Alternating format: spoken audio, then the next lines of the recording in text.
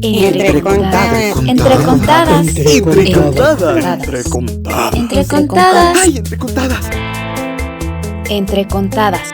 Entrevistas a narradoras y narradores. Hola, ¿qué tal? Bienvenidas y bienvenidos a Entrecontadas, una sección de entrevistas de la Red de Narradoras México. El día de hoy estoy hinchada de gusto, de placer, porque está ni más ni menos que conmigo Beatriz Falero. Yo sé que a ella no hay que presentarla muchísimo, pero me gustaría leer unas líneas, porque bueno, todos la conocemos, y creo que ella nos va a platicar pues bastantes cosas de su historia, pero quiero compartirles esta semblanza. Beatriz Falero o Beatriz Hablista, 35 años formando narradores en la Casa de Cultura Jesús Reyes Heroles y coordinando el espacio de los narradores orales de Santa Catarina en Coyoacán, así como directora de los festivales anuales de narración oral, Octubre, el mes de los cuentos, desde 1987 hasta hace un año, en el 2021. Ha viajado compartiendo su experiencia en México, Canadá, Cuba y diversos países latinoamericanos, del norte al sur, Europa, España, Austria y Hungría. Imparte talleres para aprender a narrar cuentos en la escena, presenciales y online, en el Centro Formativo Beatriz Falero, para narradores de cuentos, en los que aplica su formación como coach ontológico con especialidad en narración de cuentos y escritura terapéutica. ¿Cómo estás, Betty? Buenas noches, ¿cómo te va? Muy bien, Penélope, me encanta estar aquí por primera vez, qué bueno. Gracias por invitarme. Muchas gracias a ti por aceptar. Y bueno, pues me gustaría, Betty, que nos platiques cómo nace esto de contar historias. Bueno, se te da ser platicona. Yo he sido espectadora, te he visto muchas veces en escena, soy tu fan. Y bueno, me gustaría mucho que nos cuentes cómo nace, cómo viene esta, desde niña, o cuándo empieza esta necesidad de contar historias y cómo es que empiezas tú a narrar. Ya escénicamente y con la formación que hice con Francisco Garzón, ya fue bastante grande. Pero desde chica yo fui lectora empedernida ante el enojo de mi mamá, que decía que estaba perdiendo el tiempo. En esa época las mamás no les gustaba, porque yo podía haber estado lavando los platos o ayudándola yendo por las tortillas o yo no sé, y yo siempre estaba leyendo. Hasta cuando iba al baño me tardaba horrores y mi mamá me trataba de tirar la puerta porque yo estaba leyendo. Entonces te digo, las historias siempre me han gustado.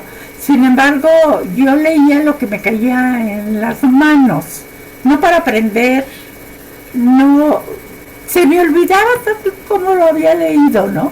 Yo siempre estaba leyendo, pero que se me quedara difícilmente, ¿no? Cuando me subía al camión, eso me da mucha risa acordarme, nos daban unos boletos chiquitos así como de papel de China, que venían impresos con una imprenta y otro manual, y entonces todo el camino yo iba viendo cuántas vocales tenía, cuántas consonantes, cuál estaba más negrita que la otra, así, porque ese boleto me tenía que alcanzar hasta que llegara a mi destino, que era lejano además. Yo leía al derecho, al revés, todo. Si no llevaba un libro, el boleto tenía la culpa, pues ya él me achacaba con él. Pero generalmente sí llevaba algún libro que era el que yo estaba leyendo en el momento. Entonces te digo, yo me casé muy chica y entonces pues me dediqué ya al hogar y olvídate de todo lo demás. Y pero entré a trabajar a Petróleos Mexicanos, recibía gente del extranjero, que era muy importante, que me platicaban de muchos libros que me dejaban maravillada en lo que estaban esperando que mi jefe los pasara, y se tardaba mucho en pasarlos ante mi alegría. Y cuando yo digo que me jubilo, pues entonces me dijeron, ¿sabes qué? Vas a extrañar las pláticas con los personajes que vienen, que son pláticas muy importantes. Y en efecto, porque pues a mí no me interesaba hablar de mis hijos, o hablar de la estufa, o hablar de, no sé, los problemas en la familia, ni nada. Y luego me divorcié, pues menos. Y me fui a Estados Unidos. Allá estudié un taller de oratoria en inglés con alumnos de extensión universitaria, o sea, gringos, y escribí una novela que no te quiero platicar porque en inglés.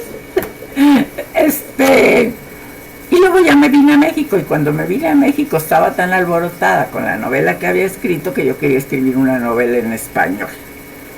Lo que sucede es que empecé a sentir eso que todos los escritores sabemos, de que no era yo la que escribía, sino que alguien me decía qué era lo que tenía yo que escribir. Entonces yo nunca sabía qué era lo que seguía hasta que ponía mis manos entonces en la máquina de escribir Olivetti que tenía portátil. Hasta que no ponía ahí mis manos, yo no sabía qué seguía. A veces le decía a la gente, pues se trata de esto y esto y esto, y me decían, y luego, no sé, hasta hoy, y se enojaban porque decían que qué payasa. Pero era cierto, ¿no? Entonces esa sensación de que no era yo la que escribía, sino que yo era como la mecanógrafa de quién sabe quién que me estaba dictando, la quise vivir en español en México, pero no encontré. Y entonces un día vi en el tiempo libre, que te acuerdas que ahí veía uno todos los eventos, y vi un anuncito que decía, solicito ingenieros, arquitectos, profesores, psicólogos, historiadores que quieran contar cuentos. Y yo no era nada de eso, pero yo venía de Estados Unidos, me sentía muy acá, y me fui a tomar el curso. Creo que la única que sabía lo que iba era yo, porque era exactamente lo que yo quería. Y tomé este taller con Francisco Garzón, y nos recibimos ahí en la Plaza de Santa Catarina, en Coyoacán, donde todavía estoy. Eso fue en 1986, octubre de 86. Y una amiga mía y yo, compañera de banca, nos fuimos a tomar una copa para festejar que ya nos habíamos recibido. Y entonces ella cuenta muy chistosa que yo le dije, esto es a lo que me voy a dedicar el resto de mi vida. Y lo he cumplido, te lo juro. Me cambió totalmente la vida. Eso no es nuevo para los narradores. Todos sabemos que el entrar a tomar talleres de narración oral nos cambia la vida. Tuve que aprender mucho. Yo no venía de formación artística, yo no daba talleres, nada. Entonces, para mí, todo fue muy cuesta arriba. Los compañeros así como que decían, esta señora que salió de su cocina, lo cual no era cierto. Yo había tenido un puesto muy importante en Petróleos Mexicanos, pero de todas maneras artístico no. Y allí fue donde yo empecé a ver, tuvimos que enseñarle a la gente a hacer público. Poníamos las sillas y la gente iba y se sentaba a leer el periódico. O si no, estábamos contando y pasaba una señora con su amiga platicando en medio de las sillas y el narrador. También algunas veces un niño pasaba corriendo y la mamá le gritaba, ¿no? Era difícil, poco a poco fuimos logrando que la gente supiera en realidad de qué se trataba. Nos paraban y nos decían, le decíamos, ¿por qué no vienen a escuchar cuentos? Y nos decían, ¿verdes o rojos? Digo, era de veras, no sabía la gente absolutamente nada. Cuando el ISSSTE hace el primer festival de narración oral al que yo tengo recuerdo, y que estuvo el INBA, estuvo la UNESCO, fue realmente un evento muy importante, lo hicieron en Tabasco. No sabían que eran narradores y les nombraron para narradores y cuentacuentos, y cuenteros, porque eran cuenteros populares. Y allí nos entremezclamos y contamos y empezaron a darse cuenta de que era lo que nosotros hacíamos. Entonces el camino pues no ha sido así sobre flores todo el tiempo. No, definitivamente no. Ahora sí que lo que has cosechado ha sido una siembra ardua, de mucho tiempo, ¿no? De mucha dedicación. Y también, como lo acabas de decir tú, de sembrar nuevas cosas y formar públicos, que yo creo que ahorita la narración oral en México ya tiene públicos formados, ya todo el mundo sabe qué es un cuentacuentos, ¿no? O un narrador oral. Creo que todavía el término no tanto, pero cuando menos el cuentacuentos sí es algo que tiene mucho más familiaridad a los públicos.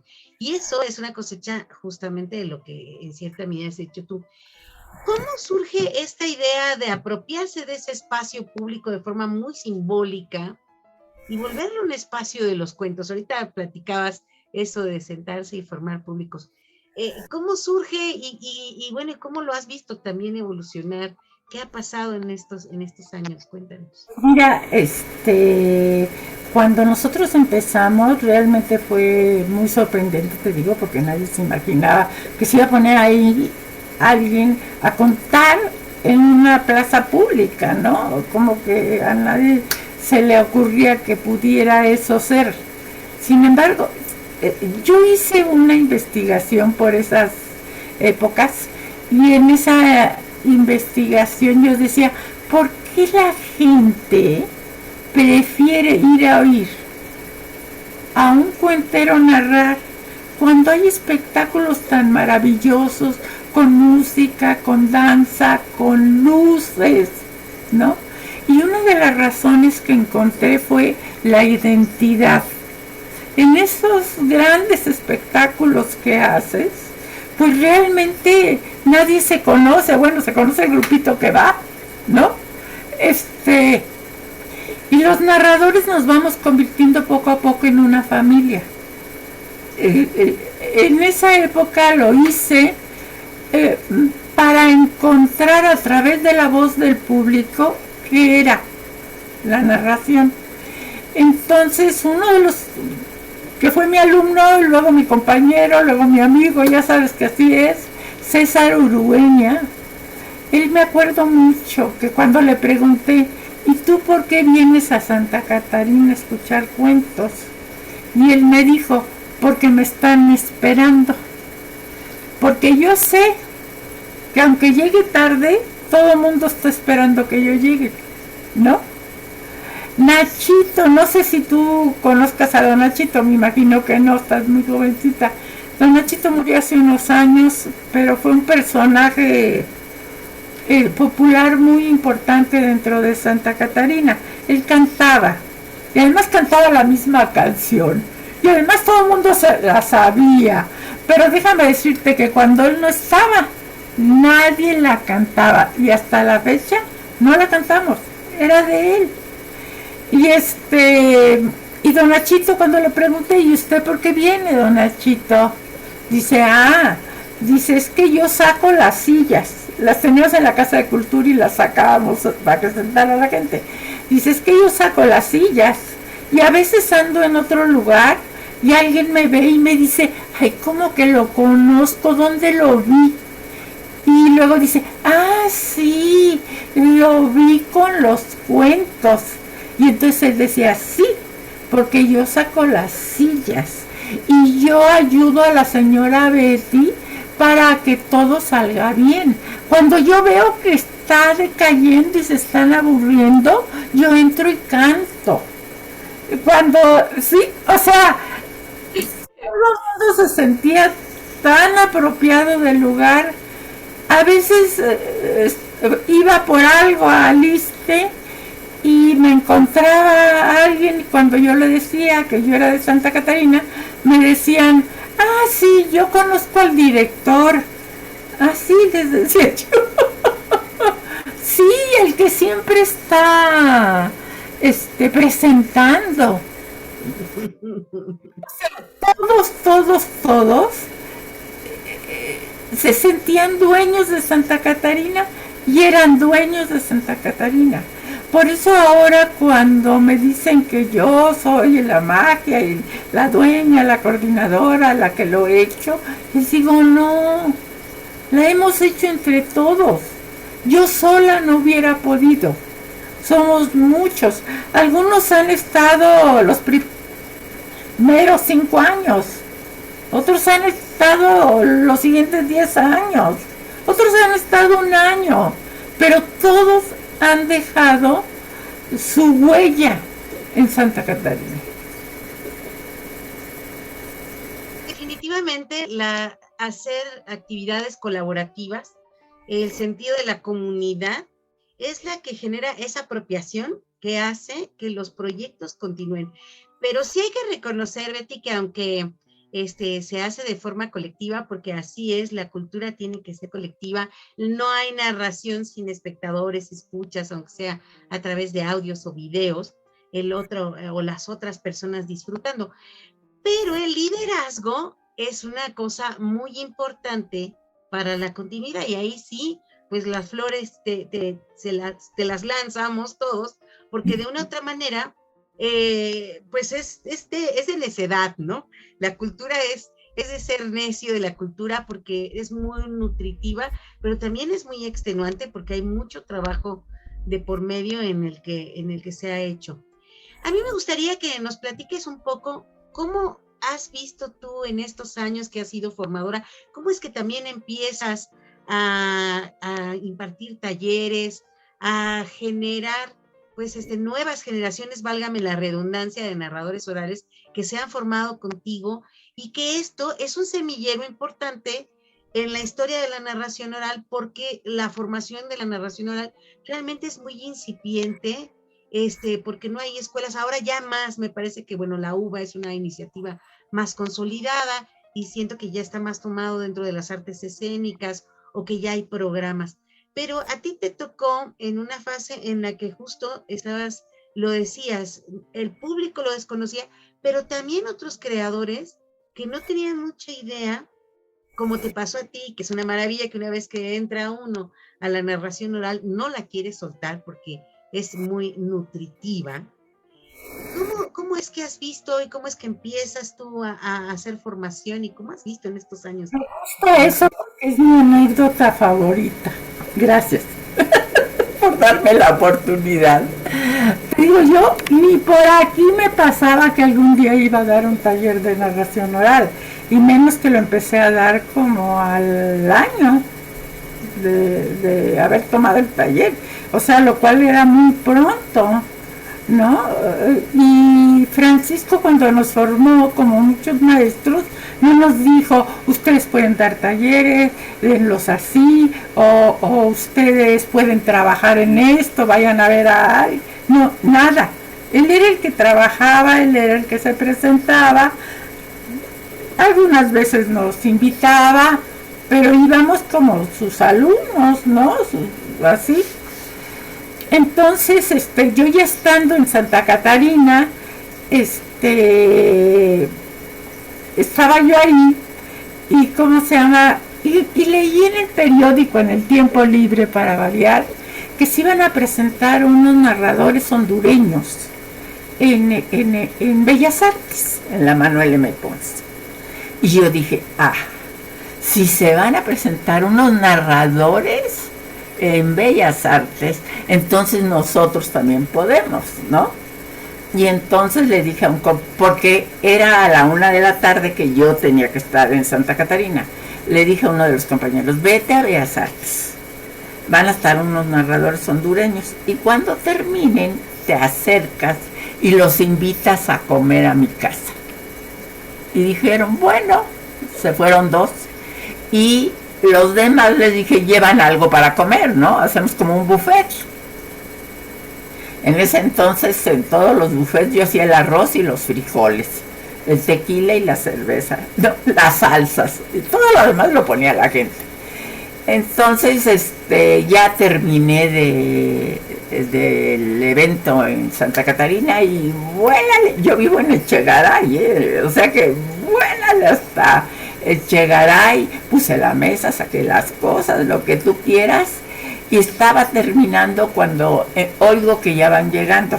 Entonces uno de los muchachos corre a donde yo estoy y me dice, Betty, ahí te trajimos a los narradores, pero ellos no lo hacen como nosotros. Ah, ¿no? Entonces, ¿cómo? Ah, no, pues ellos leen. Lo que pasa es que ellos traían un libro en el que habían recopilado cuentos de su país y eran narradores, obviamente, ¿no? Por escrito. Entonces, pues pásenlos, pues ya que. Entonces, empezaron a llegar con lo que iba a ser el buffet. Y todos llegaron con chicharrón.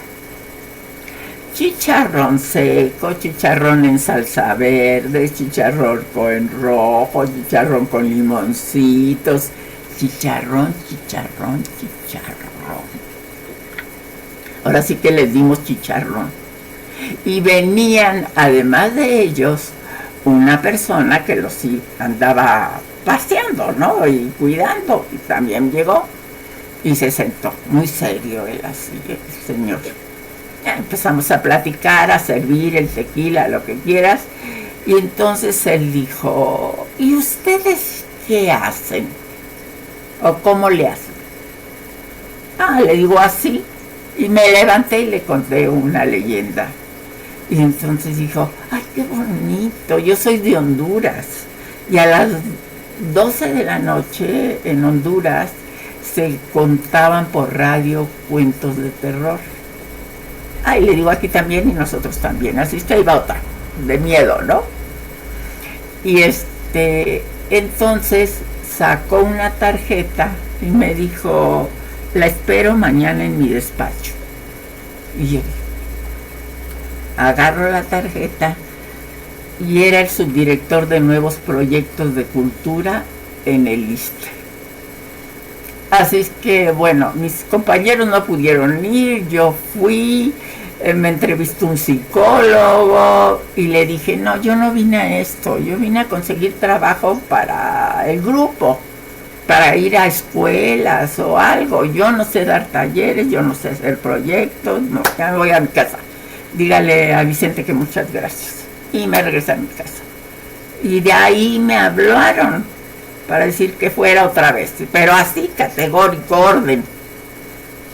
Dice, el psicólogo dijo que no podíamos perder una narradora tan buena como usted. Así es que usted, quiero que lo haga y haga su proyecto. Yo no sé hacer proyecto.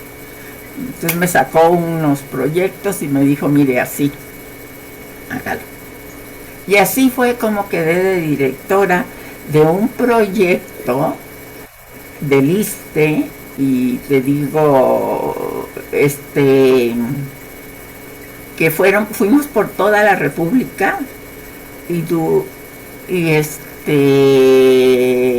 que fue un reverendo relajo, porque para nombrar a quienes iban a ir a los estados, les pidieron que tomaran un taller conmigo, que en la vida había dado un taller. Entonces, pues ahí medio se los di. Y pues ya el día que nos dijeron, se van a dar 2 talleres, uno en la mañana, uno en la noche, van a hacer mimeógrafo, van a recopilar todo y van a traer en un libro. No, una loquera de proyecto. Y cuando regresaron me di cuenta que no habían dado narración oral. Uno de los chicos dijo que sus alumnos no se habían presentado porque él había pedido vestuario y no se lo habían querido dar, y entonces dijo, entonces no se presenta. Entonces yo le digo, pero si no necesitan vestuario. Pero el colmo fue Julia Marichal, porque te digo, los poetas daban poesía, los escritores enseñaron a escribir, los historiadores les hablaron de historia, en fin. Y Julia Marichal, actriz, no sé si la conozco, actriz mexicana, le tocó en un convento. Y ella pues les ha de haber dado movimiento corporal o alguna cosa así, ¿no? Y cuando ya habían terminado, la directora de las monjas, bueno, la madre superior, mandó preguntar que de qué se estaban recibiendo sus monjitas, que qué le ponía a la Constancia. Y Julia les contestó, de provocadoras culturales. Y las monjitas dijeron que sus niñas no se recibían de provocadoras de nada, que le cambiaron el nombre. Y ella dijo que no, que era de provocadoras culturales. Entonces hizo un escándalo hasta acá, hasta las oficinas. Y yo le digo, Julia, ¿por qué haces esto? Mira, este programa tan bonito, tanto que nos ha costado, ¿para qué nos buscas problemas? Y me dice, todo el tiempo estuviste diciendo, llegan a provocar a que cuenten cuentos. Entonces, ¿qué son? Provocadoras. Ha pasado el tiempo y yo creo que ese inolvidable día de la chicharronada fue una maravilla, porque después empecé yo a tener problemas con el público de Santa Catarina, mis compañeros se fueron, me dejaron sola y yo estaba muy triste. Le conté al jefe ahí del ISSSTE, el que me había llevado, y me dijo, Betty, lo que usted tiene que hacer es dar clases, como sea, no las cobre. Eso fue lo que me hizo mal. No las cobre, o cóbrelas, o como sea, pero haga sus propios alumnos. Entonces yo, bien obediente, me presenté el domingo con los cojines de mi sala, que era una sala colonial de esas de cojines. Con los cojines de mi sala los puse en el suelo y allí comencé a dar clases. Alma Rosa Rivera de los Santos es de se tituló del grupo de los cojines de la Plaza de Santa Catarina. Qué bien, fíjate que creo que a veces el destino lo va acomodando todo para que uno tenga que tomar las riendas de esto. Y de una u otra manera, creo que esa sugerencia que te hizo de generar alumnos era muy importante y sigue siendo importante porque... Es que por eso vive ese espacio, porque ahora yo ya les digo a mis alumnos que es parte de la clase. O sea, ustedes tienen que ver la clase, pero ustedes tienen que ir a ver lo que hay en Santa Catarina a la 1 de la tarde, porque ustedes van a aprender viendo, van a ver quiénes lo hacen bien, y van a ver también que lo hacen mal, y van a decir, yo así nunca le voy a hacer. Y además van calentando su espacio donde van a contar por primera vez, ¿no? Que ya es muy diferente cuando tú llegas y además conoces hasta el público, y el público te ve con un cariño. Tengo el público más amoroso del mundo, te lo juro. O sea que sí fue sumamente importante eso, y seguí llevando mis cojines y dando ahí mis clases, hasta que salió un día una señora de la Casa de Cultura Reyes Heroles y se dirigió hasta donde estábamos sentados y me dijo: maestra, ¿no quiere dar las clases adentro de la Casa de Cultura? A mí no se me había ocurrido, ni siquiera había ido a ver si podía. Yo me planté allí y me volví así. Y dije, pues sí.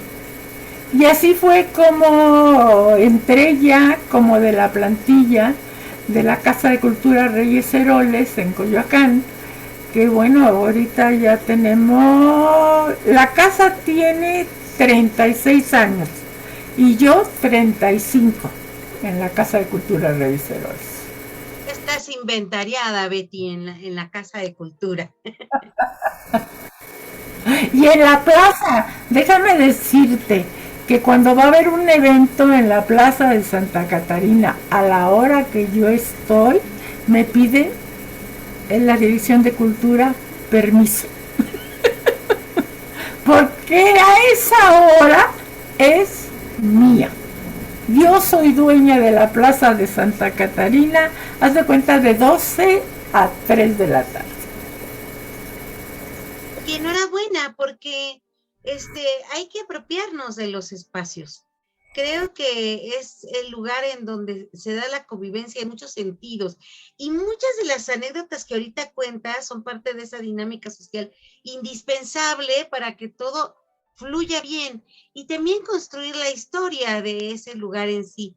Ese lugar se va a quedar, o ya quedó en la historia y sigue vigente, ¿no? En la historia. Entonces la narración oral es un espacio, ese lugar es un espacio importante para la narración oral en la ciudad y creo que también ejemplo para otros espacios en otros lugares, ¿no? Que creo que eso me gusta mucho. Me gustaría ahorita que sigamos platicando, pero entre contada y contada, ¿nos puedes contar un cuento? Y ahorita regresando, me gustaría que nos platiques del festival. Pero, ¿te parece si nos cuentas un cuento? ¿Ya? Te voy a contar uno relacionado también con la Plaza de Santa Catarina, porque me identifico tanto y ahorita con lo que les he narrado creo que se van a dar cuenta por qué.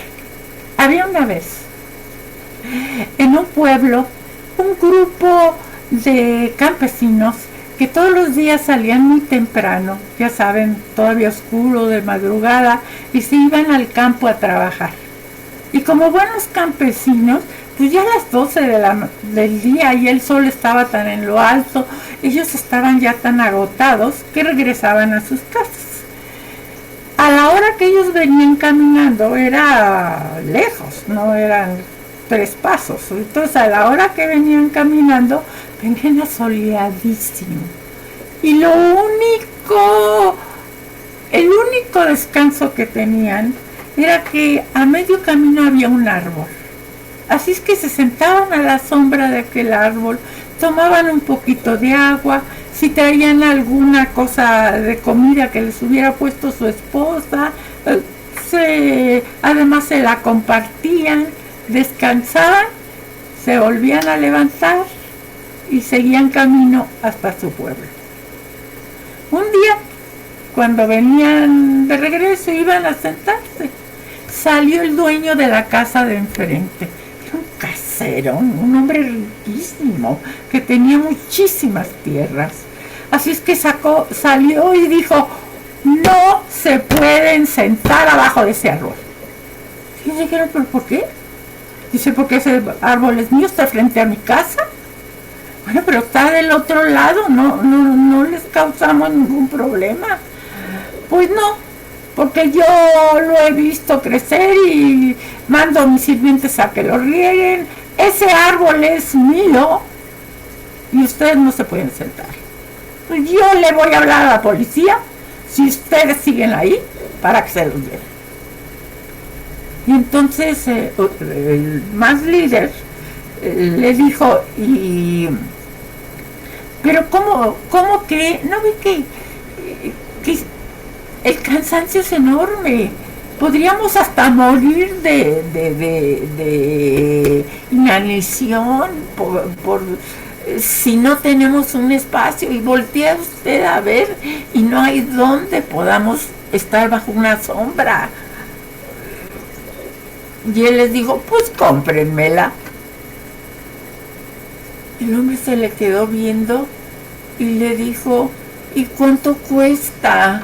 Y le ha dado una suma tan grande, que yo creo que con eso hubiera podido comprar el pueblo casi. Era muchísimo dinero. Así es que el hombre se le quedó viendo y le dijo, vendré a comprárselo. El hombre rico se rió y se metió a su casa.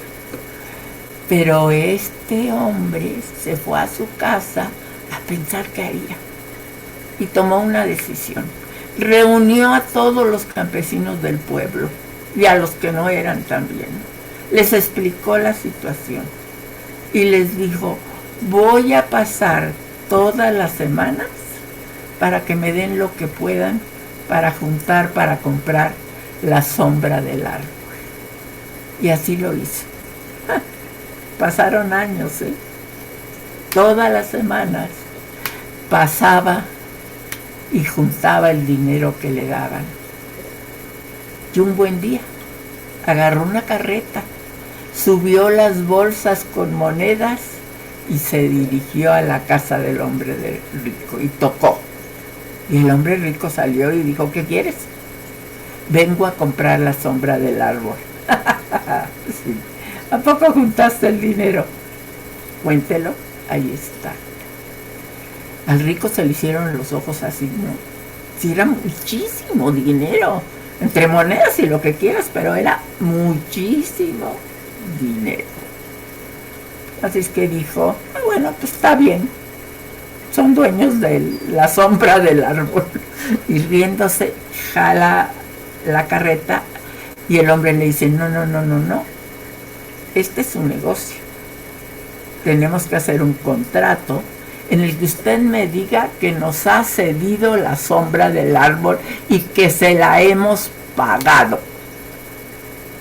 Pues el hombre se rió, escribió en una hoja, lo firmó, se lo dio y se metió bien contento con todo el dinero. Y a partir de ese día eran muy felices, iban y venían, se sentaban a la sombra. Sin embargo, tú sabes cómo son las estaciones y tú sabes cómo el sol empieza a moverse y tú sabes cómo la sombra empieza a cambiar. Y un día el rico tenía una comida así enorme con muchos amigos cuando ve entrar a los mugrosos a su casa y les dice, ¿qué hacen aquí? Pues venimos por nuestra sombra. Y se sentaron en medio de su jardín. Y otro día en medio de donde estaban los carros. Y otro día en el techo de su casa. Y ya llevaban música, bebidas, todo. El hombre rico nunca lo pudo soportar y un día les dejó toda la casa y se fue. Pero déjame decirte que a mí me gusta mucho esta historia porque creo que fue lo que en alguna forma hicimos nosotros. Que llegamos sin preguntarles a nadie, nos apoderamos de la plaza de Santa Catarina y ahora podemos decir que de 12 a 3 de la tarde es nuestra.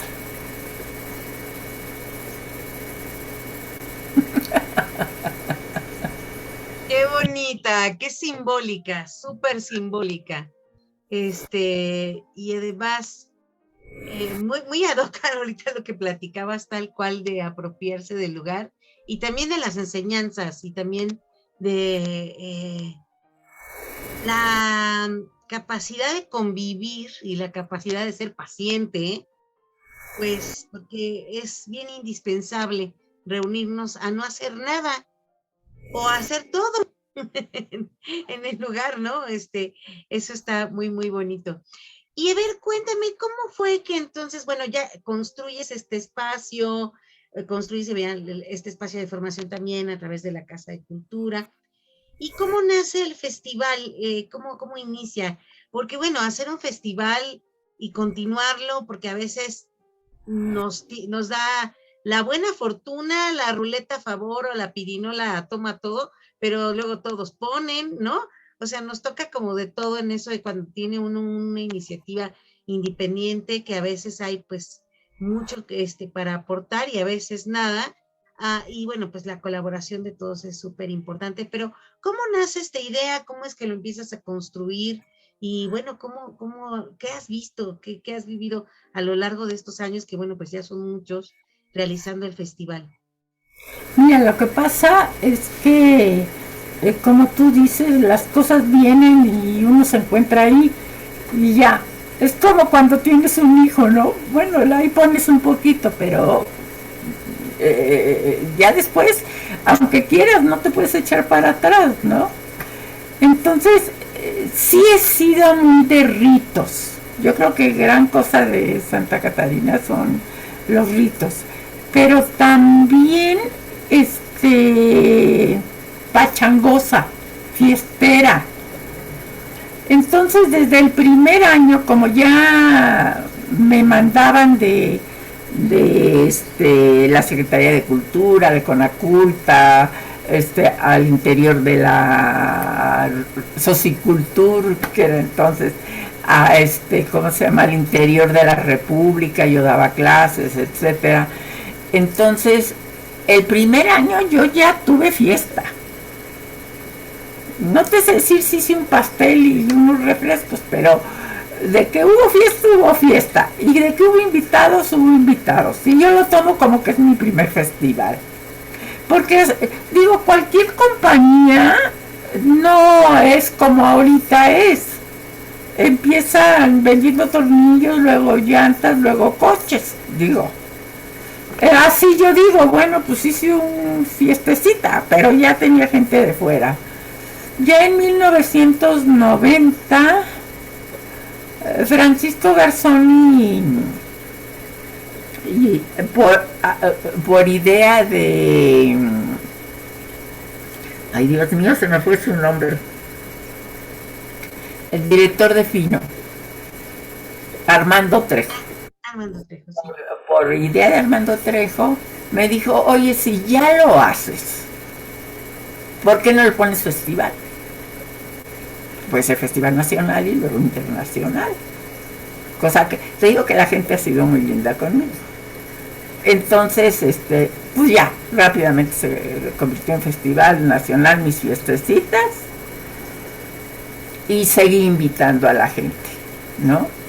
Llegó el momento en que como yo no pagaba nada, porque yo no le pedía a nadie nada, lo cual fue bueno y malo, ¿no? Yo no aprendí a pedir.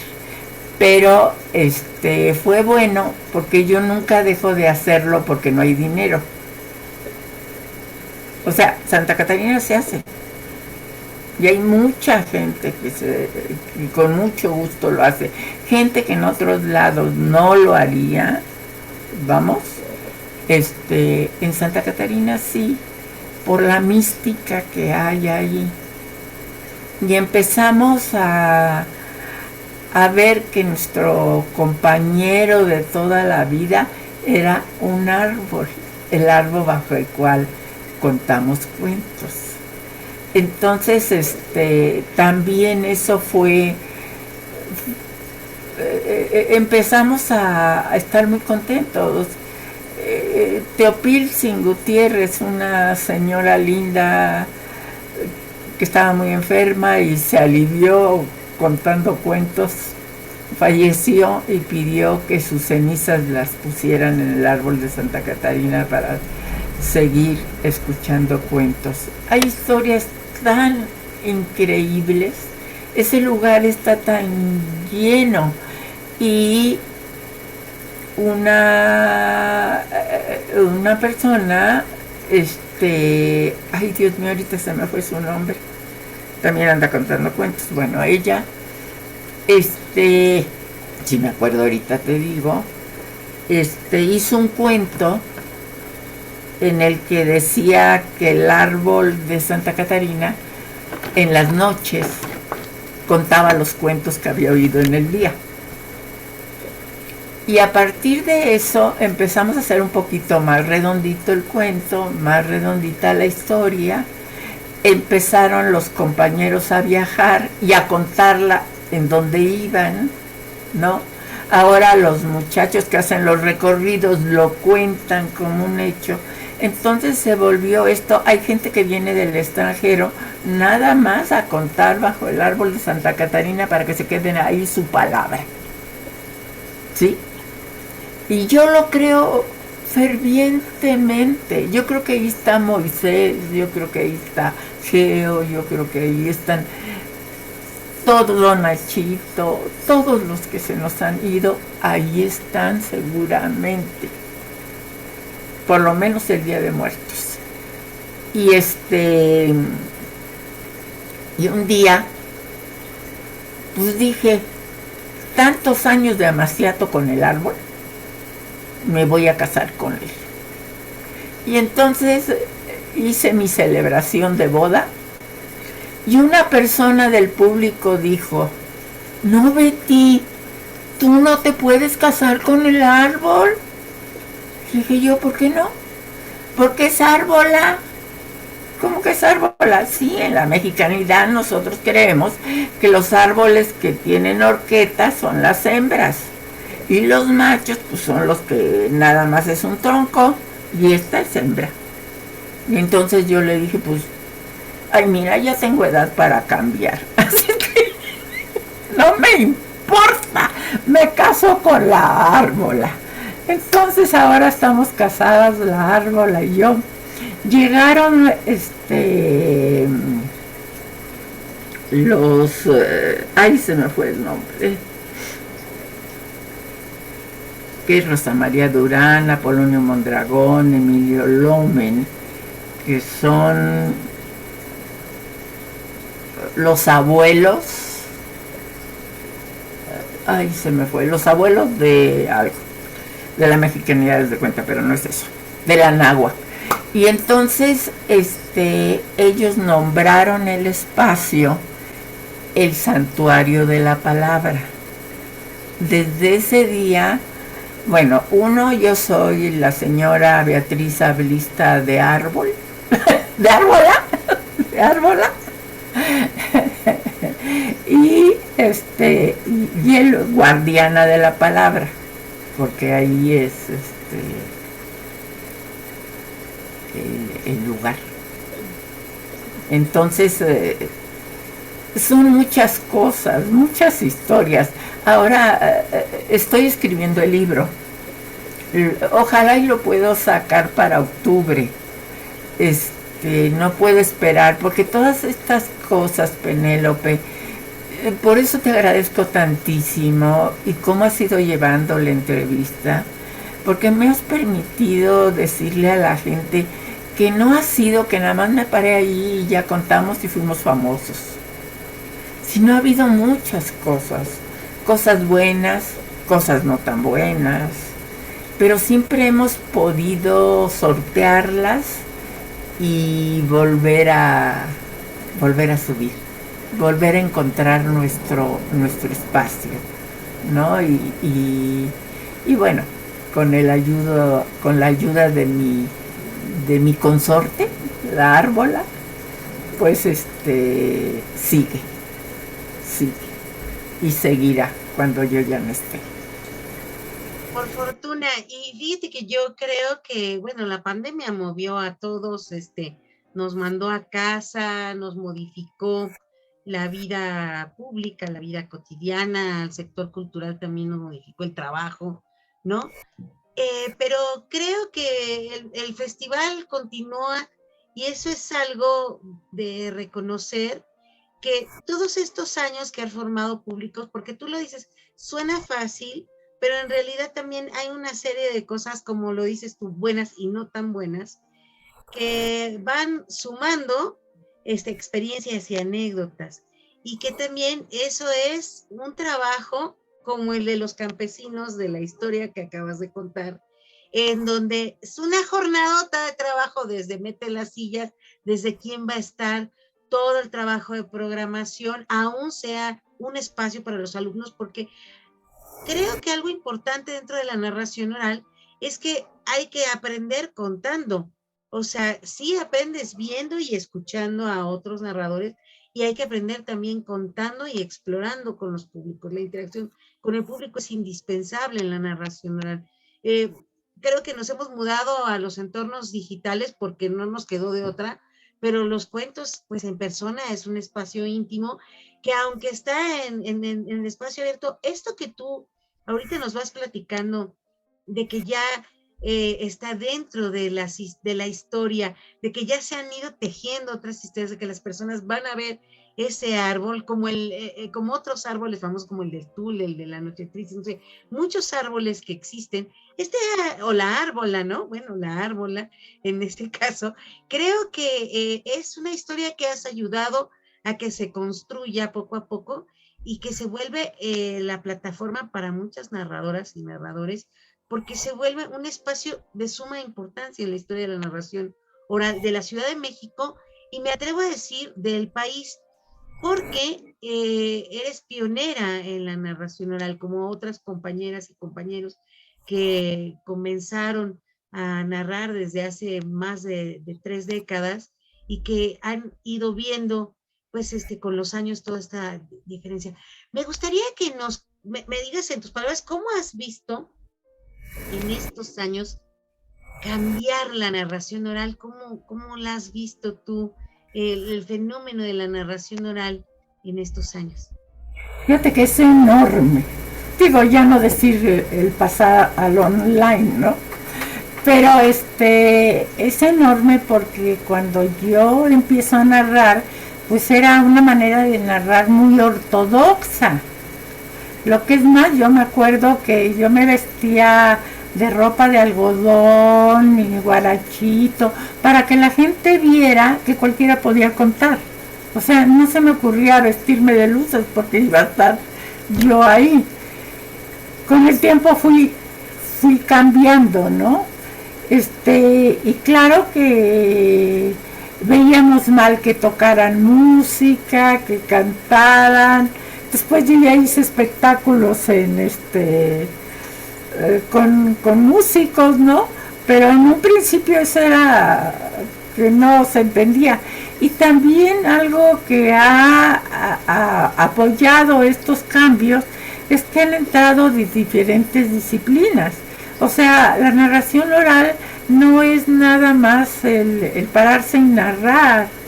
Entonces hemos tenido psicólogos, yo he tenido alumnos psicólogos que luego hacen unos cursos maravillosos, como el del recorrido del héroe, a través de cuentos, en el que llegan hasta muy profundo en el inconsciente de sus pacientes. O tuve una alumna que daba matemáticas, hizo cuentos para que aprendieran matemáticas los niños de primaria, y me encantaba porque los personajes se llamaban 2x2, por ejemplo, o 3 menos 1, así, ¿no? Entonces, y se los publicaron, tuve esos libros, ahorita yo ya no sé dónde ande, pero sí lo hacía. Entonces todo eso nos ha ido cambiando, y los viajes también. Entonces nos hemos dado cuenta cómo narran en otros espacios, qué narran. Y yo, por ejemplo, una cosa que me impresionó mucho cuando fui a Colombia es ver que ellos no contaban cuentos realistas. Ellos contaban chistes, haz de cuenta. Bueno, eran humoradas, ¿no? Cuentos de risa. Y yo les pregunté que por qué no contaban cuento más serio, y me dijeron porque tenemos suficiente con la realidad. Ha pasado el tiempo y tristemente puedo decir que ahorita nosotros estamos en ese momento. Ya no queremos oír cuentos tristes. Nosotros queremos cuentos alegres, que nos levanten el ánimo, que nos digan que sí podemos, porque si no, la depresión va a venir tremenda. Bendito sea Dios, todos los narradores o un gran porcentaje de los narradores son buenas personas. Y yo creo que tienen siempre las manos abiertas, no solo para apoyar con su palabra, sino con hechos. Y eso lo vemos en los maestros que cuentan cuentos, probablemente hasta maestros que no cuentan cuentos. Los maestros son santos, definitivamente. Entonces, ¿cómo se llama? Vemos cosas muy importantes. Eso que dicen, somos más los buenos, es cierto, pero nos falta actuar. Para mí, mi defensa, mi instrumento de pelea es mi palabra, mi ejemplo y mi palabra. Yo no estoy pacífica, mis cuentos dicen cosas. Entonces, sí, es importante la narración de cuentos. Y porque la palabra es poderosa, la palabra sana, la palabra transforma, el contenido propicia muchos cambios, creo que en lo colectivo, pero en lo individual, porque apela a la imaginación activa y en el interior de cada uno de esos espectadores se lleva algo de lo que la narración oral con mucha fuerza puede compartir, ¿no? A mí me encanta cuando el público te dice, ay, me contó todo el cuento a mí, ¿no? Pues en realidad sí, lo que pasa es que se lo contamos a cada uno. Tratamos de no ver público masa, sino de dedicarles un momento a cada uno para decirles algo, ¿sí?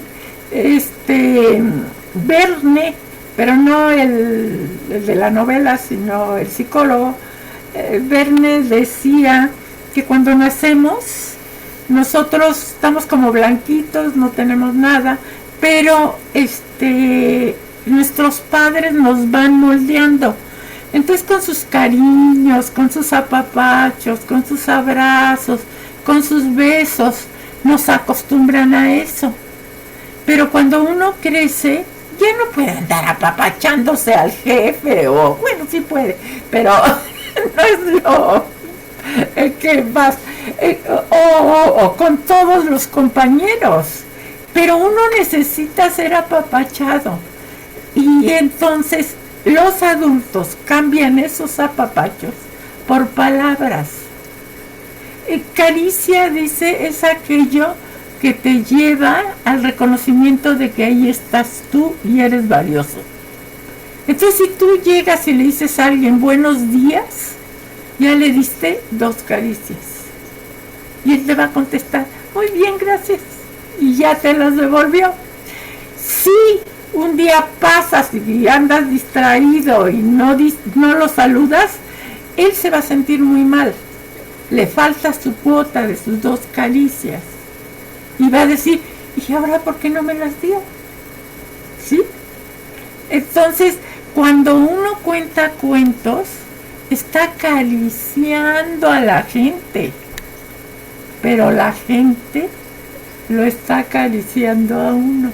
Por eso no quiere uno dejar de contar, porque cuando uno cuenta, lo acarician a uno también.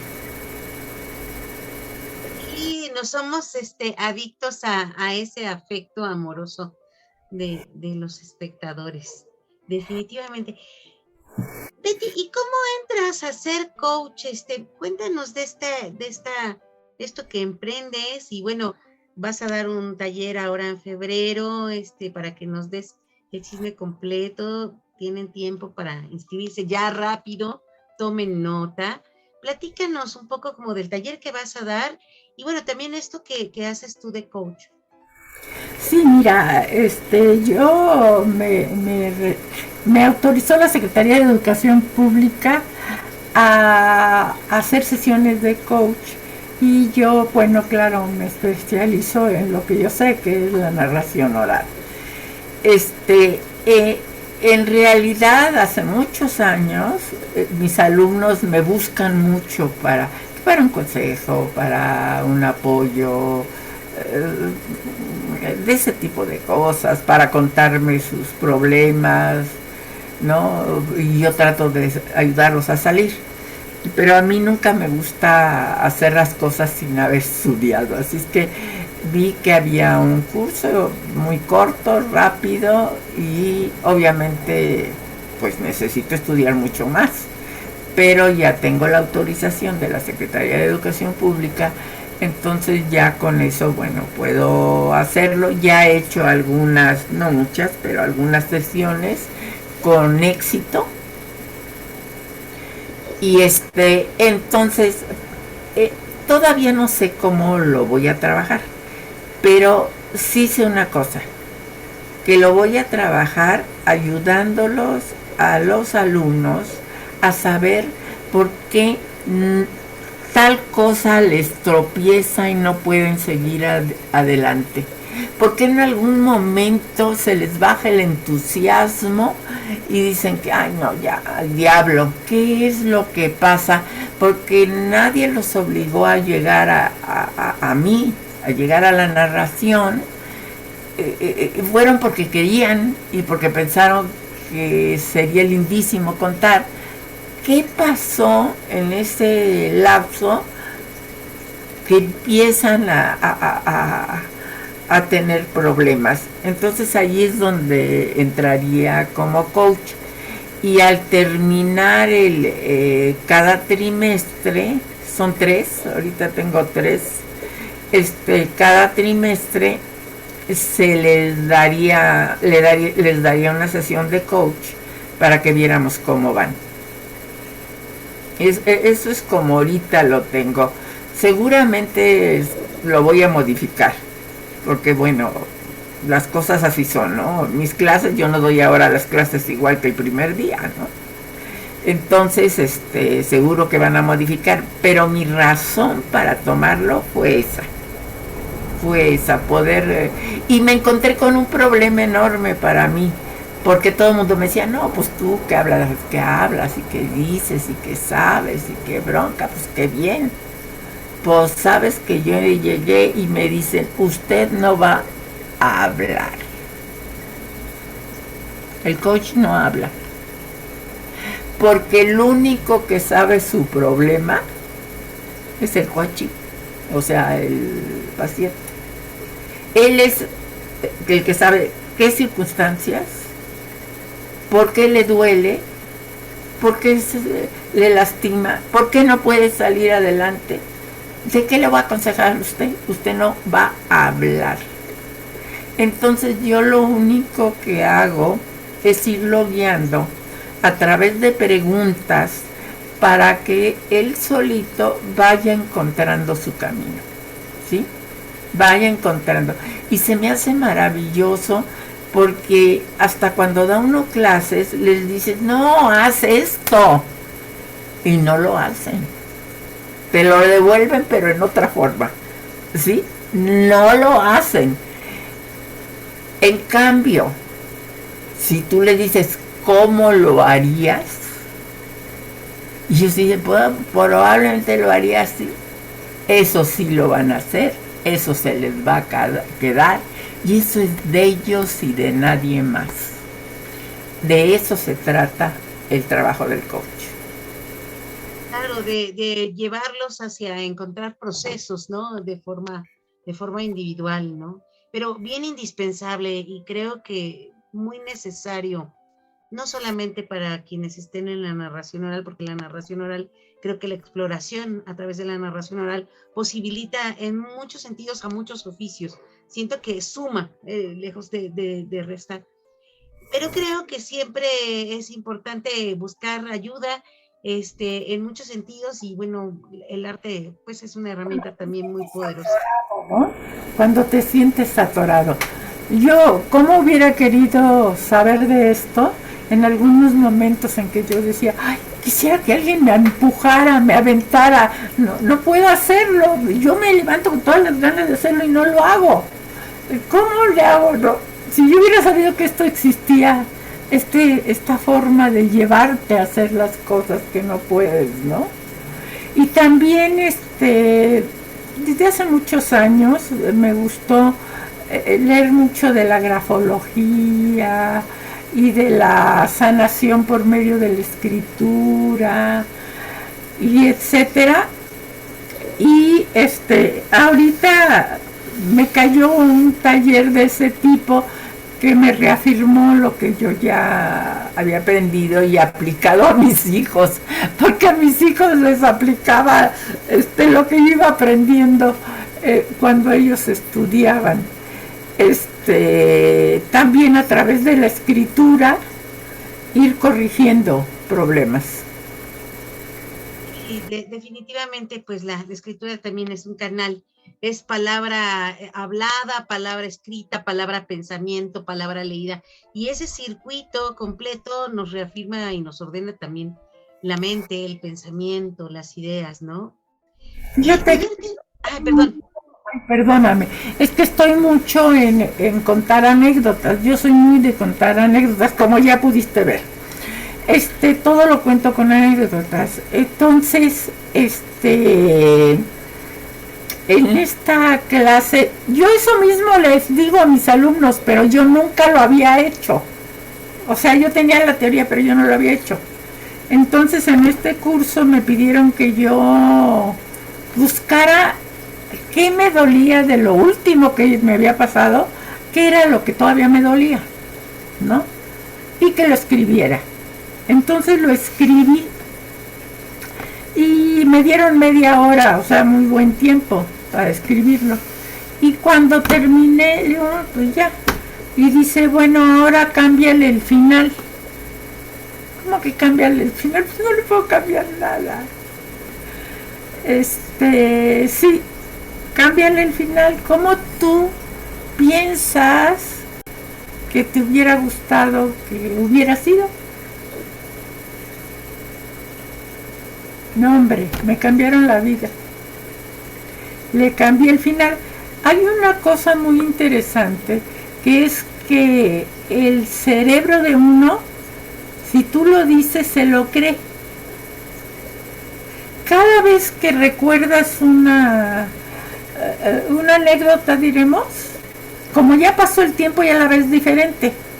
Y entonces le explicas diferente, ¿sí? Bueno, el cerebro borra la primera y ahora la que sirve es la última.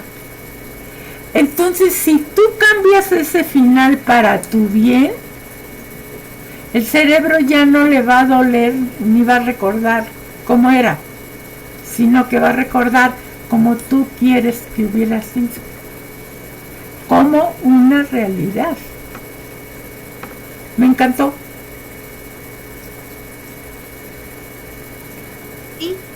Sí, es la posibilidad de transformar el pensamiento, de también visualizar que puede haber otra alternativa de finales, ¿no? Y que creo que nos posibilita a reflexionar de forma muy profunda cómo transformar aquellas cosas que a veces se repiten más en la cabeza de forma desordenada, si no las verbalizamos, se repiten constantemente y que de una u otra manera darles un giro estructural también te permite reflexionar cómo buscas para resolver aquello, ¿no? Y bueno, pues es una tarea como... Nosotros decimos que los cuentos nos encuentran, que nosotros no los buscamos, de repente encuentras un cuento que te fascina y ese lo tienes que contar. Cámbiale el final a tu manera. Cámbiale el final a tu manera. Cura. Claro, claro. Oye, Betty, y cambiando el tema, pero a la vez no. Este taller que vas a dar ahorita en febrero, es de narración oral, cuéntanos dónde va a ser, platícanos todo. Sí, es de narración oral. y son 3 módulos, digo, el para principiantes, y después el intermedio, y también me detengo mucho en analizar cómo llegar, platicar, mover interiores según la edad, según el medio, según la persona. Eso, entonces hay una parte para niños, una para adolescentes, una para adultos y otra para tercera edad, ¿no? Eso en sí va a ser el taller, no es corto, es largo, entonces nos vamos con eso, pero se puede tomar por módulos, ¿no?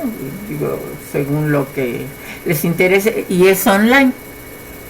Es online. ¿Cómo te pueden buscar en tus redes sociales? Compartimos tu teléfono, cuéntanos. Sí, pues podría ser en WhatsApp, ¿no? Es donde más o menos me encuentran. Y nosotros, si quieres, lo ponemos nosotros, va a aparecer aquí en el video, ahora que sea publicado. Yo te lo mando. Y sí, cine, y constantemente estoy dando una plática, ahorita estoy pensando en abrir en YouTube un canal y pedirle a mis amigos, tanto del extranjero como de aquí, de México, hay excelentes narradores, que den tips para la gente que está contando cuentos. Entonces va a ser un canal en donde cada quien va a hablar de lo que le crea, con lo que crea que lo diferencia, diremos, de los demás y que puede ayudar a los compañeros. Estupendo. Fíjate que es algo que yo te noto siempre muy activa, muy proactiva, muy emprendedora.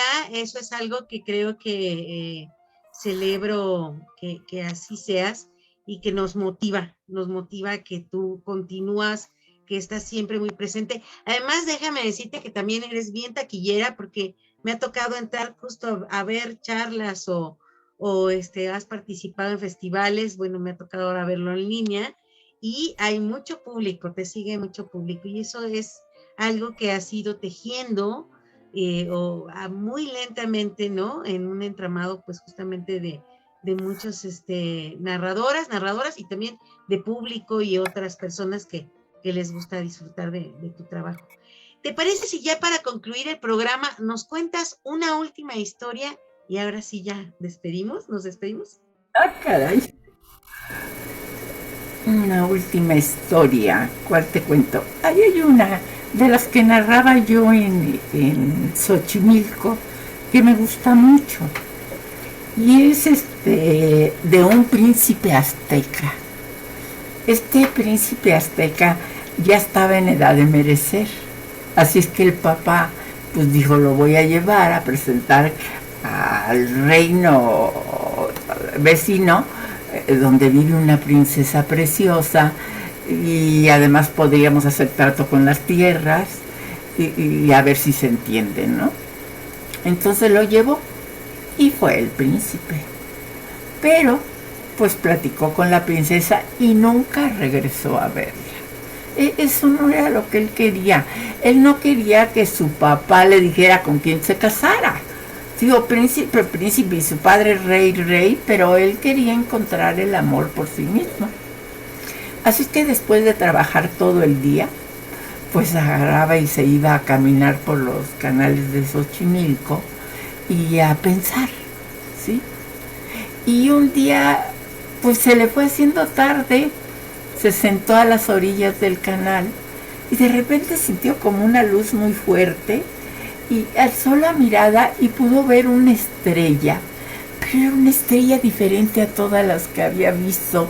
Tenía mucha luz y además, pum, pum, pum, lo saludó.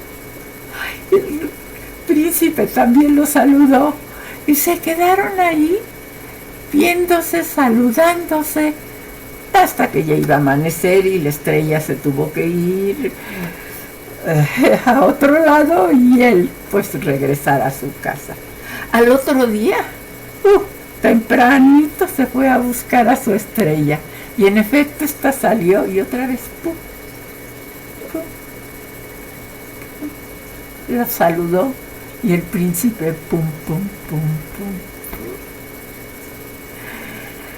Ay, pasaban los días y los dos enamoradísimos, al grado que, como ustedes imaginarán, la estrella también estaba enamorada del príncipe.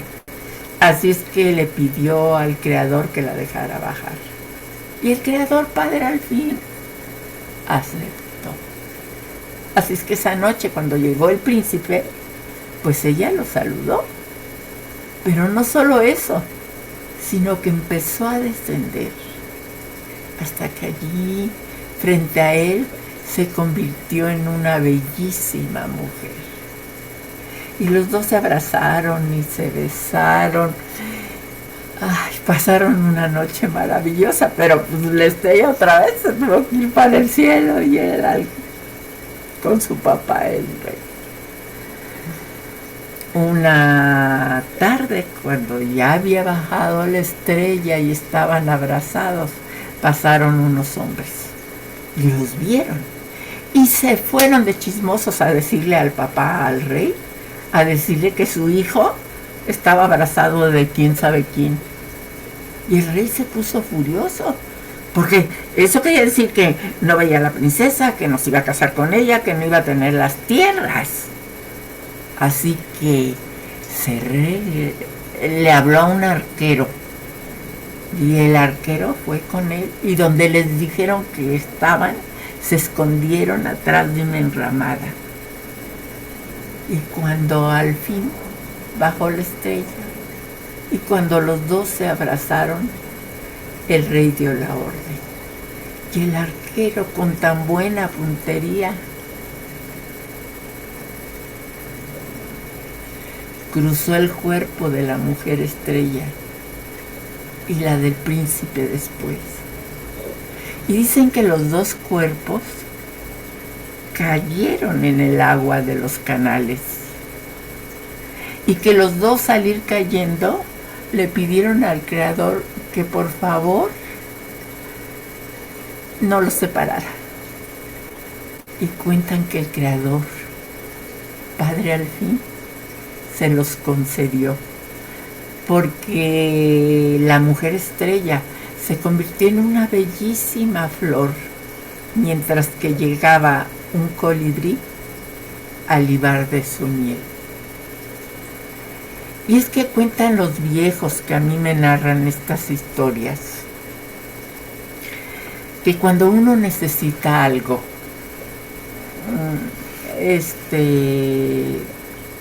lo único que tiene que hacer es alzar la mirada y pedir. Porque el Creador Padre al fin se lo cumple a uno. A veces es lento, eso sí se los digo. Pero de que lo cumple, lo cumple. De que piensa en lo mejor para sus hijos, aunque uno piense en ese momento que no es así, así es.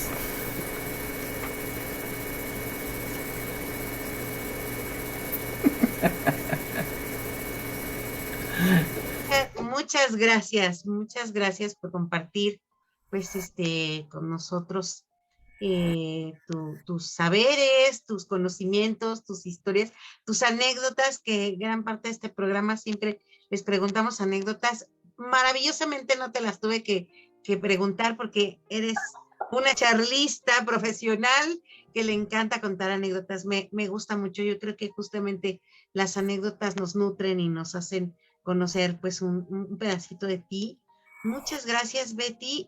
Celebro que existas en la narración oral y bueno, pues nos engalana este día entre contadas que hayas estado con nosotros. Muchísimas gracias, Penélope, me las he pasado muy bien, muy contenta y esperen el libro porque así va a ser. va a estar lleno de anécdotas y de momentos de los 35 años de recorrido que he hecho en la narración oral. Pues ya te estaremos siguiendo pues en tu Facebook, en tus páginas, en tus redes, ya las compartiremos. Pues muchas gracias, Betty, y que estés muy, muy bien. Y que sigan los cuentos. Gracias. Bueno, esto fue todo en Entre Contadas y nos vemos en la próxima.